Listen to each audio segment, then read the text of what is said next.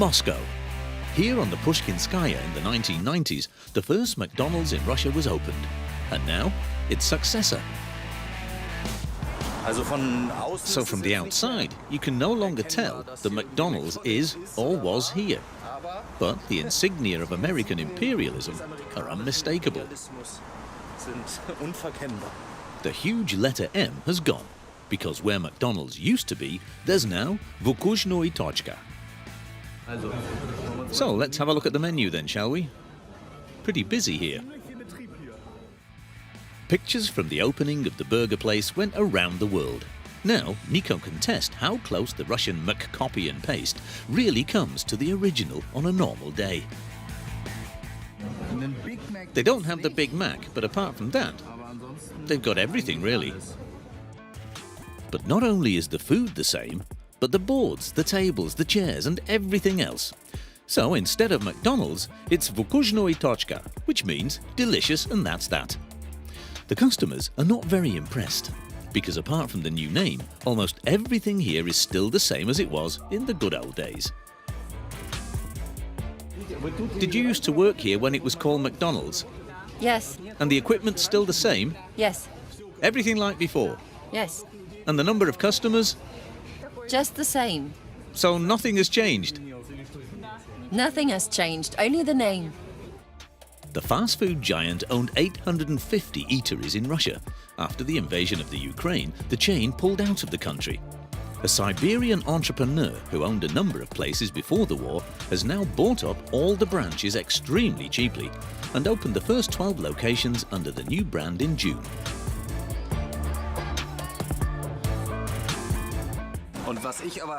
And what I find really blatant is that they simply crossed out the M on the McDonald's sauces with a marker pen. But that's just smoke and mirrors, of course. It's all about taste, really. Nico tries one of the American chain's absolute classics. The fact that the sauce with the crossed out M tastes the same is not that surprising. But as they've got all the same equipment in there, the nuggets taste exactly the same too. McDonald's has secured the right to repurchase within 15 years. That means the yellow M could soon return after the war ends. So, now of course, the most important thing. The burger.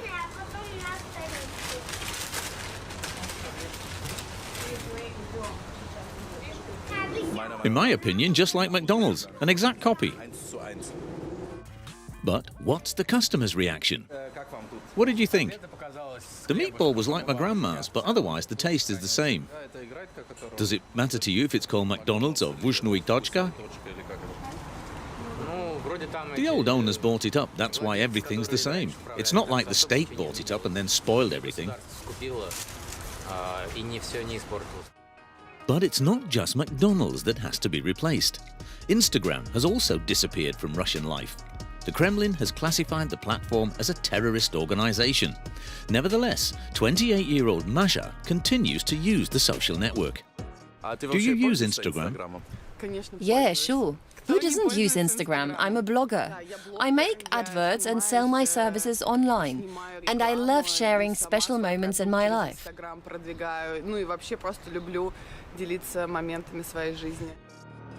The fitness blogger has 28,000 followers.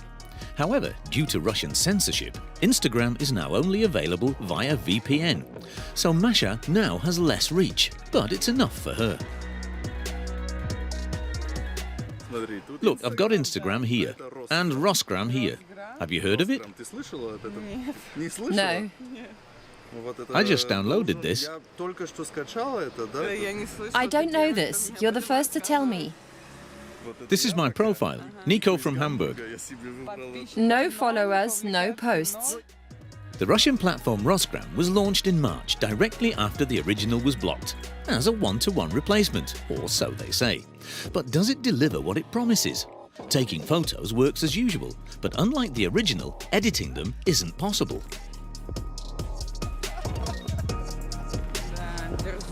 If I'm honest, it doesn't work somehow. Rosgram doesn't work. Well, fancy that. I'm hitting post here for the 5th time now, but somehow it's not uploading. It doesn't work. I can't imagine that this will be successful. My intuition tells me that this is complete crap. When our people here make laptops, all they're good for is hitting someone with them, and with a camera you'd probably still have to turn it by hand. So if they come up with a network like Instagram, the standard will just be as bad. And yet Russia has been relying on Made in Russia for years. So even if posting on Rosgram didn't work, Russia does already have its own brands, of course. Instead of Starbucks, Shokoladnitsa, instead of Facebook, VKontakte, and instead of Uber, there's Yandex Taxi. Russia has long been a real tech giant. While we almost exclusively use American sites, Russian online services like Yandex or VK are world-class. There's another field in which Russia relies on Western imports: medicine. Although medicines are exempt from official sanctions, many Western producers are restricting supplies of non-essential medicine, and that leads to innovations that only exist in Russia. Nico has arranged to meet the inventor of Rosgrud, or Russian breast. Dr. Dobrykin now sells breast implants made in Russia. It's not really related to the special operation, but of course it's good to strengthen patriotism in our country. In February and March, we had serious problems with silicone imports, but that's all been resolved now. To show us just how it's been resolved, Dr. Dobrykin asks a customer to join him. Nastella is about to undergo the procedure and has a choice of 2 different implants: camouflage look or Russian flag. You've made the decision to have this operation, but these patterns are not visible at all, are they? That's right, they're not visible. But first of all, I'm an ardent patriot of my homeland, and besides that, I like the fact that I'll have my country, my beloved Russia, very close to my heart. And are there many requests? When we launched the idea, there were actually a lot of inquiries. There's a lot of interest. I haven't done any surgery with them yet, but there really are a lot of people interested. Nico's not completely sure if he's fallen for a PR stunt here. But apparently, our cosmetic surgeon and his patient are completely serious.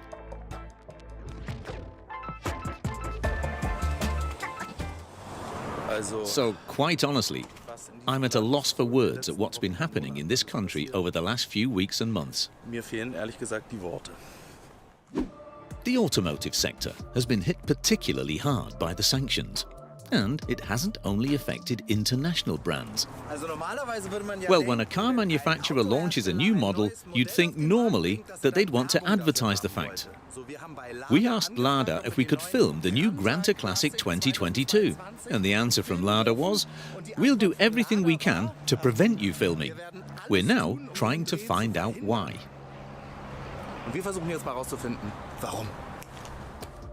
While almost all international brands have withdrawn from the Russian market, Russian car makers are now short of important parts that always came from international suppliers. But Lada didn't care. Their new model reportedly manages without all the additional frills. So when the company refused to give us an official interview, we asked a regular car dealer.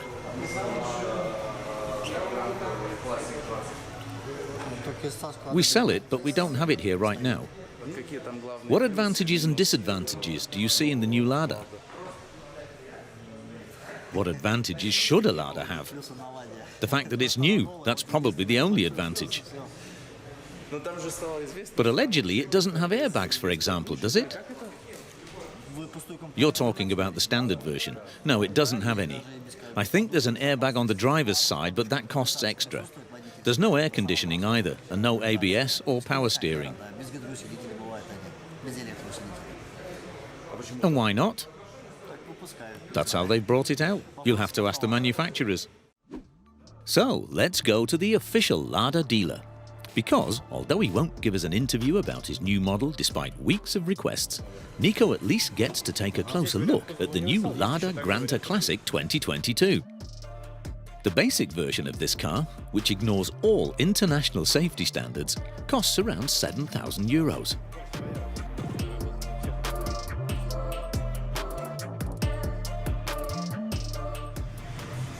Why don't they want us to film here? This car from 2022 has no airbags, no ABS, no safety belt tensioners, and that means you're really driving at your own risk. Das bedeutet, hier ist wirklich Fahren auf eigene Gefahr.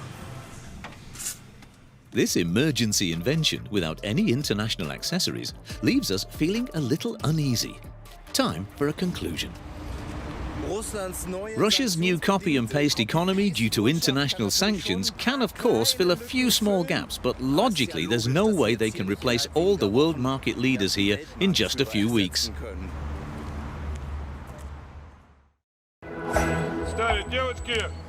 Serious expressions, dashing uniforms, military drill. Even the youngest schoolgirls at Cadet School number 9 in Moscow are taught absolute obedience. Discipline is one of the most important character traits a person should have. Attention! Eyes front. He is the drill instructor, Major Alexei Zhukov. The major trains the girls to become convinced patriots. Our country is already one of the strongest powers, but I believe that in the future we will overtake everyone.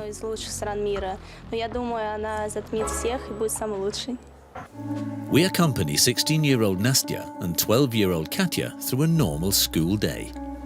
This also includes military training. In charge here as well, Alexei Zhukov. Maybe these lessons seem a bit unusual to other schools. But for us, it's normal. In the south of the city of Moscow, 6 a.m. 12-year-old Katya Kolbasova and her classmates have just got up. The day follows a strict plan. The top priority at all times, discipline. This includes the military uniform that all the schoolgirls have to wear all day.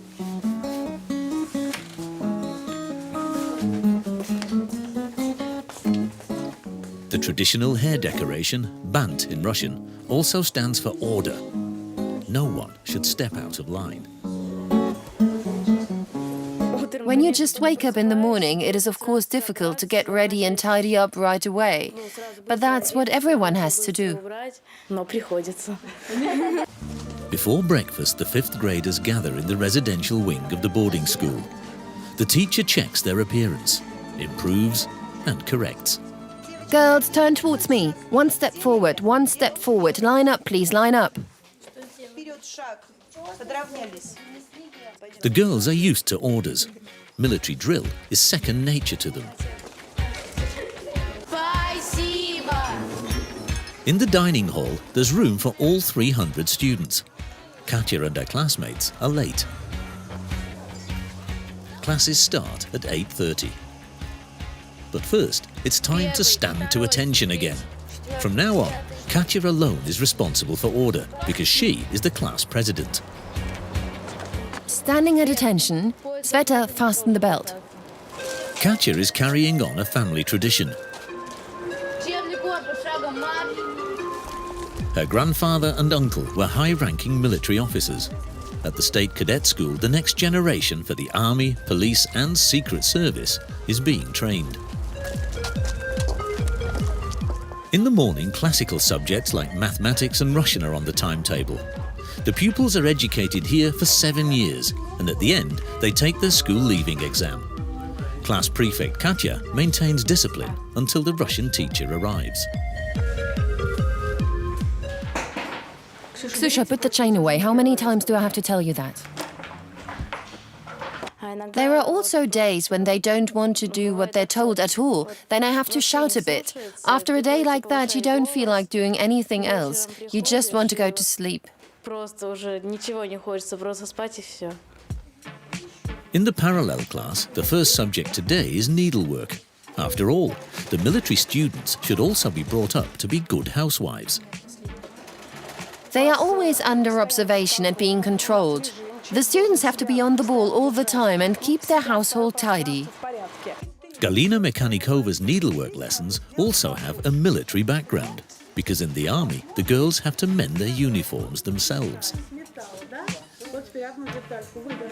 To keep their uniforms in impeccable condition, they have to master various sewing techniques.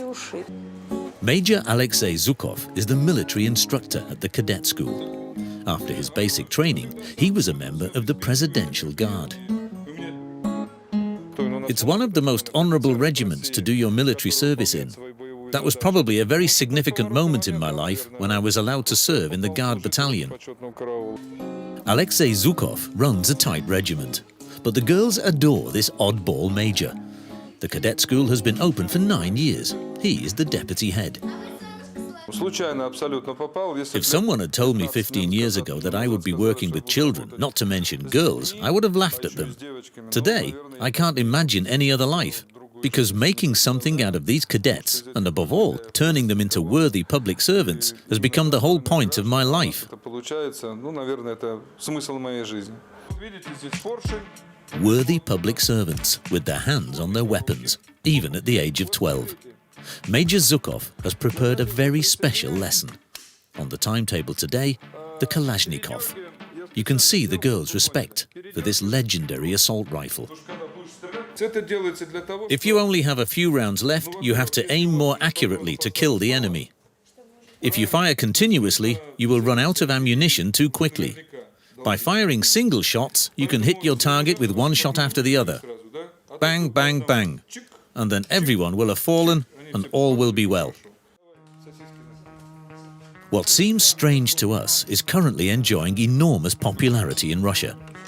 There are 8 applicants for one place at the cadet school. Among them are many children from problem families. For the first time, Katya is holding a real gun in her hand. Major Zhukov sees her difficulties and helps her. Is she afraid that she might have to use the machine gun one day? Her answer is evasive. I'll be able to protect unarmed people and also myself in the future. Next, there's a crash course in anti-tank defense. Alexei Zhukov has 12-year-old Larissa shoulder the bazooka. He explains the mechanism and shows the force the grenade launcher can generate.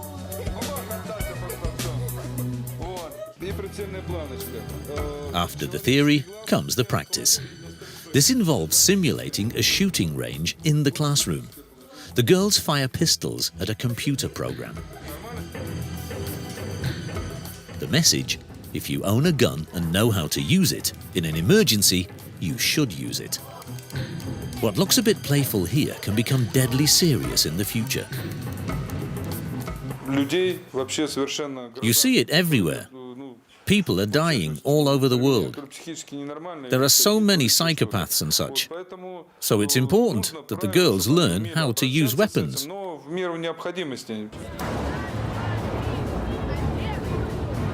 And that's how the school presents itself every year on Red Square, when Russia celebrates the anniversary of the October Revolution.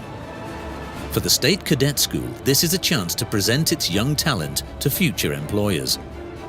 About half the graduates are aiming for a military career or want to join the police after finishing school.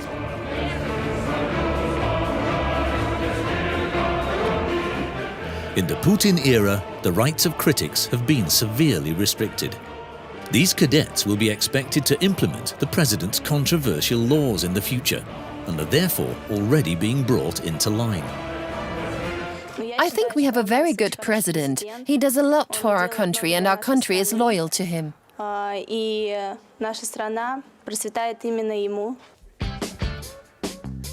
school is preparing for the visit of a high-ranking government official, and 16-year-old Nastya Kopchanova will play a leading role. She is one of the best students in her year.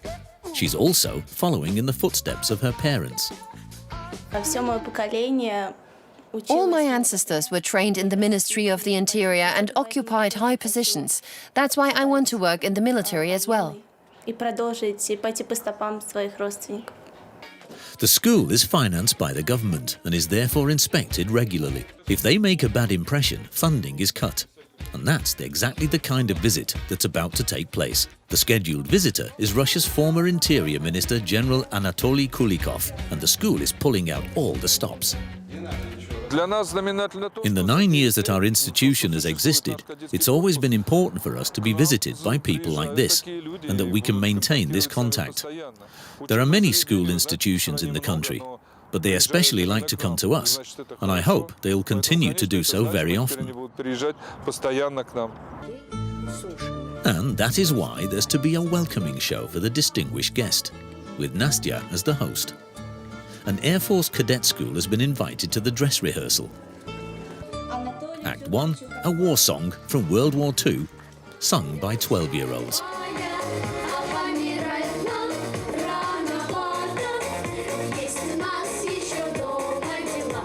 The dress rehearsal goes smoothly. You can feel the relief.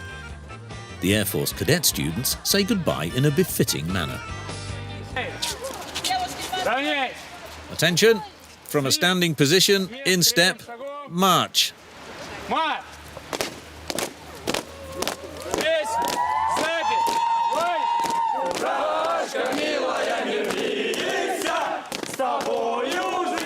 The cadet schools are also a kind of marriage exchange.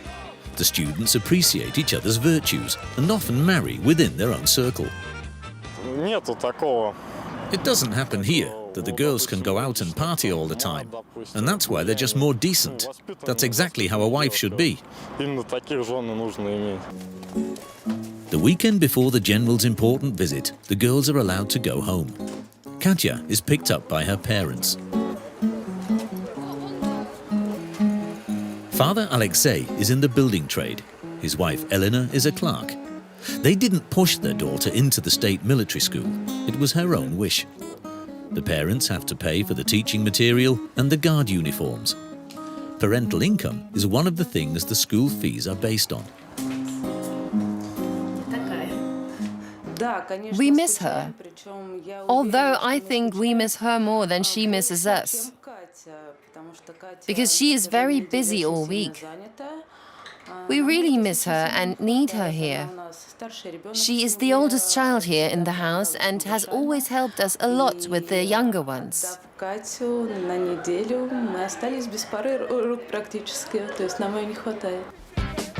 It's only at weekends that Katya has time to meet up with old friends.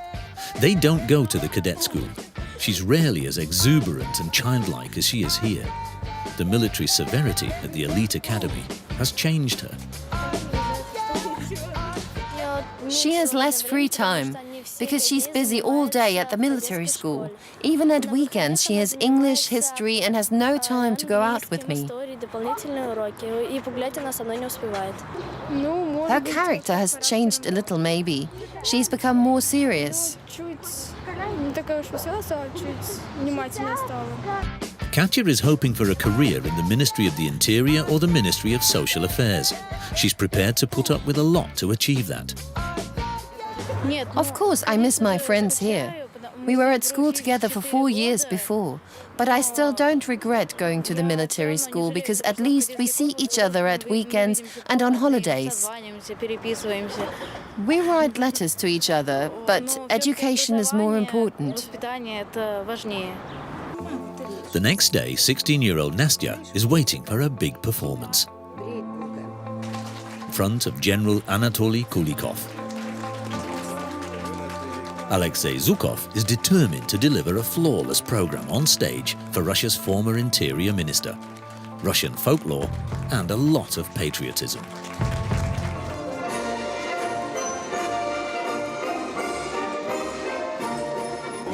Attention! Today we welcome Anatoly Sergeyevich Kulikov, General of the Army of the Russian Federation. The general's influence on the military leadership in Russia is great. General Kulikov is an important man in the country. The show begins. Nastya introduces the first group. Now it's the moment of truth for the 12-year-olds in their World War II Red Army uniforms. They deliver their performance very professionally.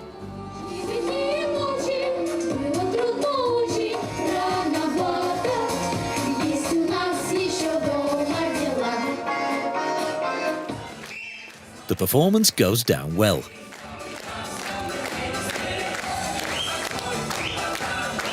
At the end, General Kulikov awards certificates for special achievements to the best students at the cadet school. A great honor for the girls.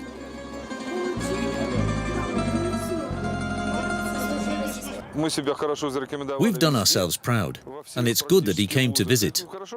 The credit should not only go to us, but to the whole educational collective, which also includes the students, because we work together closely and have achieved a lot as a result.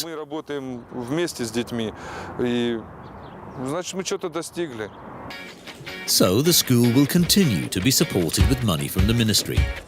Nastya will graduate next year. Katya still has 6 years to go. Only then will she discover whether her dreams of a career in the military will actually come true.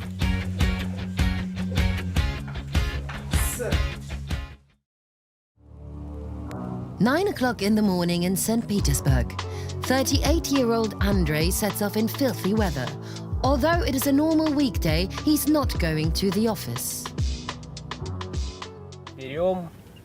We're on our way to pick up a huge suitcase for some people who are leaving St. Petersburg for Europe tomorrow. Lots of these people only have some kind of bags or backpacks with them, which is totally inconvenient. My everyday life now looks like this.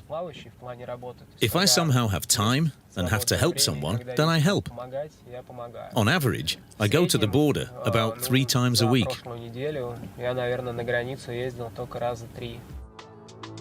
Andrei is a volunteer.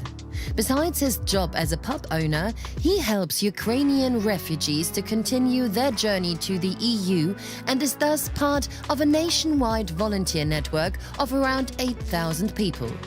The helpers organize themselves via social media. Everyone does what they can. I've been doing this since the conflict started. I knew early on the morning of February the 24th that I had to help somehow. On the very first day, many like-minded people were already organizing themselves somehow. Every 5th person in Russia has relatives or friends in Ukraine. Anyone who talks to them immediately understands what's going on. And if you understand that, then you simply don't have the moral right not to help these people. For me, that's crystal clear.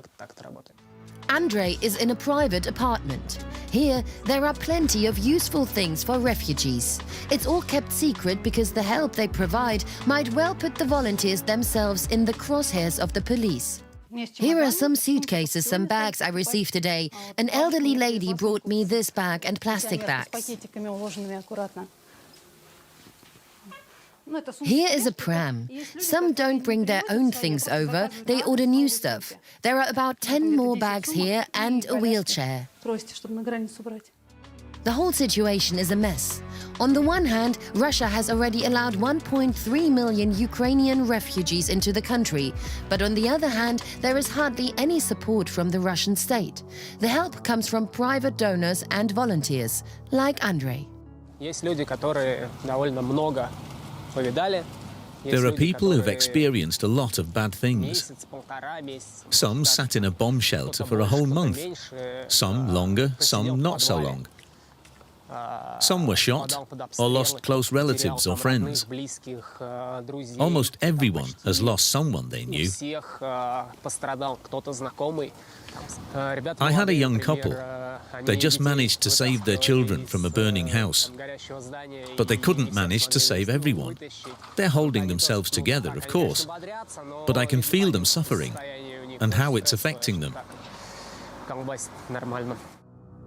He needs the suitcase for a trip across the border next week. But despite his help, not everyone trusts Andrei right away. I often meet people who didn't expect our voluntary help. Oh no, the suitcase doesn't fit. For many, it's a surprise. Among many Ukrainians, there's great mistrust. But why do so many come to Russia of all places? The reason lies in the escape corridors that often leave refugees only one choice. The Russian military directs them to Russia. But why Putin is bringing so many Ukrainians into the country without taking care of them is a mystery, even to experts. Today, Andrei still wants to take a Ukrainian couple to the border and expose himself to danger again. But before that, he has an unpleasant appointment. I have to appear in court now. I've got to face charges for my participation in a protest against, what's it called officially in our country? Against the special operation. That's right, because of the special operation. Unfortunately, we are not allowed into the courtroom, but the result is quickly determined. The judge looked at the evidence I brought and said, "Sorry, but you're guilty." Some of us are now going to jail for 15 or 30 days. Some of us have already been caught for the second time.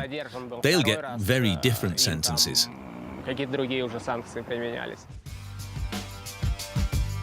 Andrei has to pay a fine of a few €100. The next time, he would probably end up behind bars. Many helpers have already been attacked. Nevertheless, Andrei wants to take another Ukrainian couple to the border. At first, the two are frightened to talk to us in front of the camera, but Andrei tells us what he plans to do.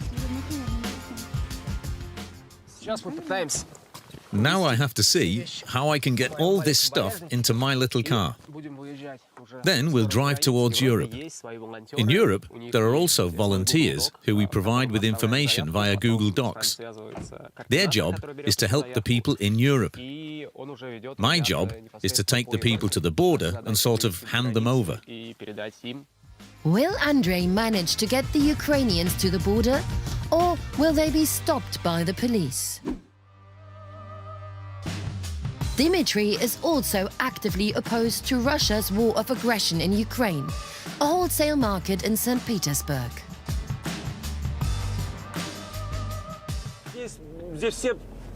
There is still some trade here. Trade is life, and war is death. We traders are all for life and against war. Here, everyone is against war. You can ask anyone, and they support me. They know exactly what I'm doing, and they like my ideas. Dmitry has a small shop in a village about an hour outside the city. Still got toilet paper. He buys food and other things for his shop at the wholesale market. Prices in Russia have risen significantly in the wake of Western sanctions. But food only plays a minor role in Dmitry's rise to prominence.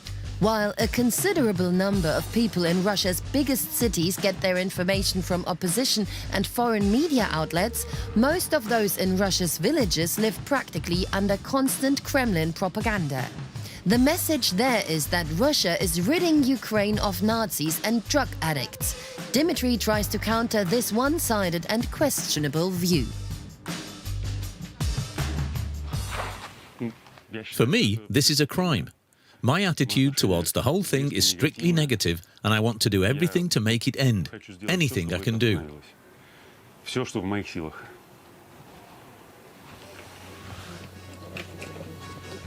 Then he goes home with his daughter.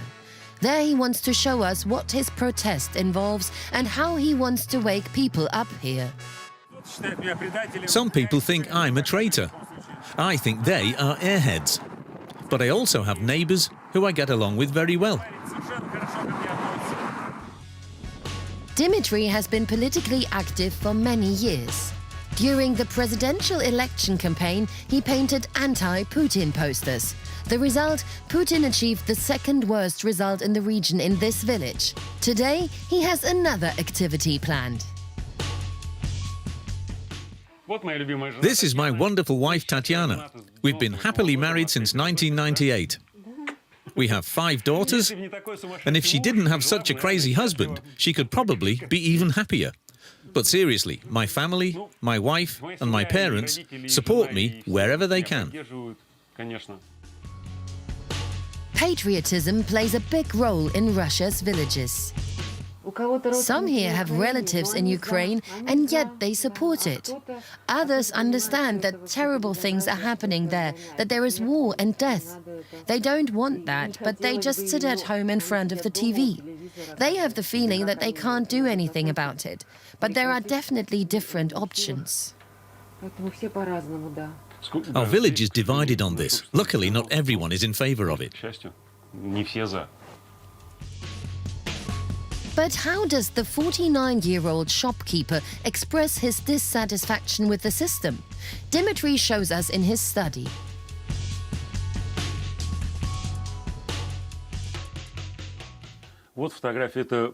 This photo shows the last posters I put up in support of Ukraine. Bombed out houses, destroyed neighborhoods and buses. Here a destroyed house and a burning house. Refugees. It got me a lot of hate. We have a group for business people in the region. Sometimes I post my work there. Sometimes I get called the worst names imaginable. But there are also positive reactions.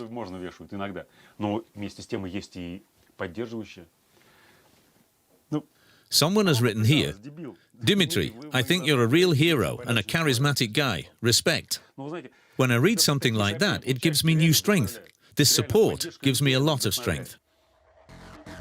Dimitri shows people exactly what the Kremlin propaganda does not want to show: destruction and war.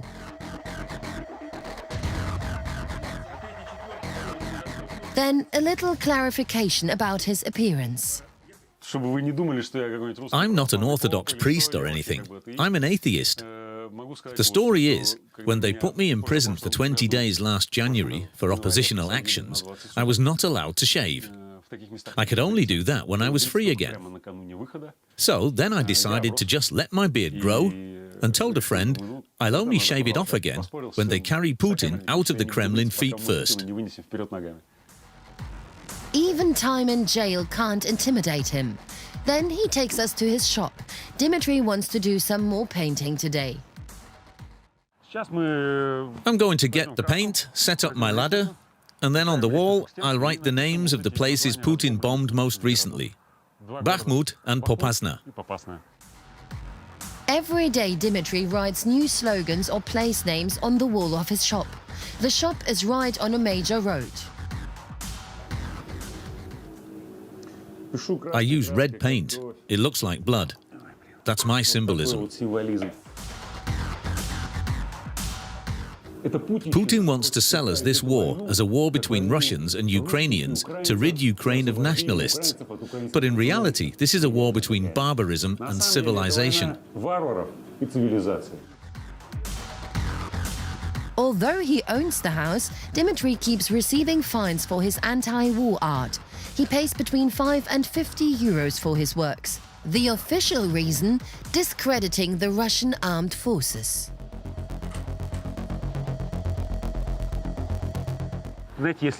If I don't write this, it just eats me up inside. I feel sorry for Ukraine, the Ukrainians, their children. What's happening to them is so terrible, it's just hell on earth. At least by doing this, I can raise my voice for these people.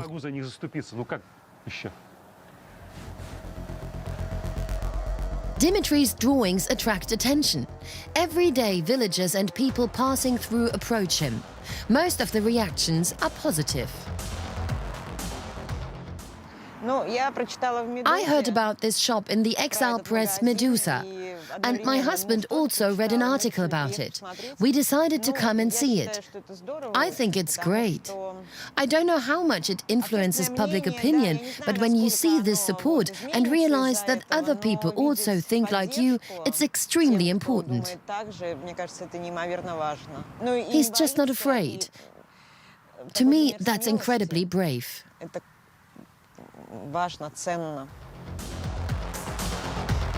Even when strangers keep painting swear words and hate slogans on his wall, Dimitri is not deterred.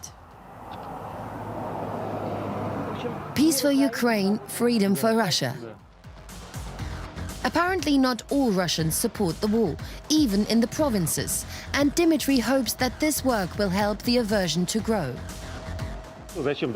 Of course, this is a call to action. People finally need to think. These cities were bombed by our country, with our taxes and our military. Maybe a woman will come along whose husband is fighting there right now.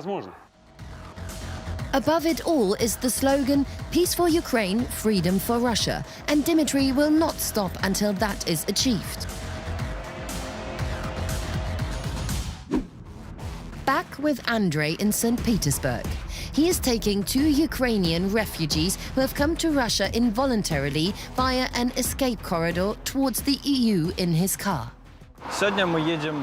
Today we're going to the border in Estonia. The volunteer will take us there. Then we want to stay in Europe.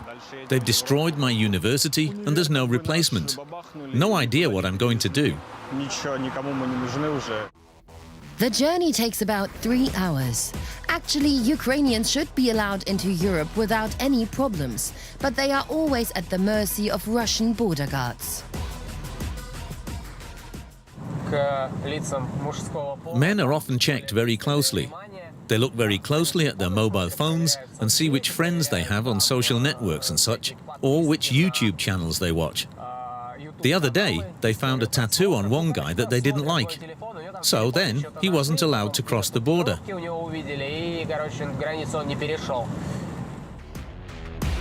The closer they get to the border, the greater the presence of the military and the police. But so far everything is going according to plan. Up to now, we haven't been stopped. At the border, we stop filming so as not to attract attention. Shortly afterwards, Andrei receives a text message. Everything went well. Once again, he has helped people in need and given them the chance to live in peace and freedom.